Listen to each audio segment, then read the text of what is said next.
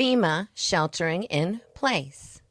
Whether you are at home, work, or anywhere else you frequent regularly, there may be situations where it's best to stay where you are and avoid any uncertainty outside. Here are some indicators and steps to take if the situation arises. Use common sense and available information to assess the situation and determine if there is immediate danger. If you see large amounts of debris in the air, or if local authorities say the air is badly contaminated, you may want to take this kind of action. Here are some tips for sheltering in place. Local authorities may not immediately be able to provide information on what is happening and what you should do. Pay attention to local media outlets for official news and instructions as they become available. Bring your family and pets inside.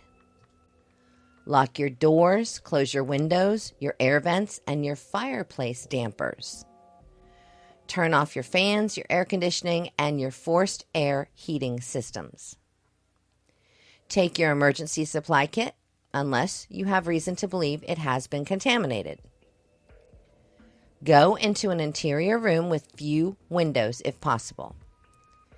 Seal all the windows, doors, and air vents with thick plastic sheeting or trash bags and duct tape.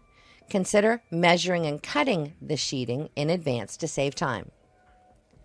Cut the plastic sheeting several inches wider than the openings and label each sheet.